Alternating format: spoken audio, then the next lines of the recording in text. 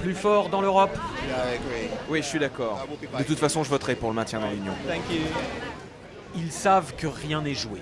Malgré l'accord conclu hier à Bruxelles, ces partisans de l'Europe commencent la campagne en vue du référendum. Pour eux, le Royaume-Uni dans l'Union est une évidence, mais il faudra convaincre tous les électeurs britanniques. Moi, je n'ai jamais trouvé qu'il y avait beaucoup de choses à renégocier avec l'Europe. Mais enfin, tout est bon à prendre si cela permet à David Cameron de se présenter devant le peuple britannique et de le convaincre de rester dans l'Union européenne. Ces derniers mois, le Premier ministre avait laissé planer le doute sur ses intentions, maniant la fermeté, voire la menace contre l'Europe. Rentré dans la nuit à Londres, il revendique une victoire et pour la première fois se prononce clairement en agitant même la menace dans l'autre sens. Laissez-moi être clair.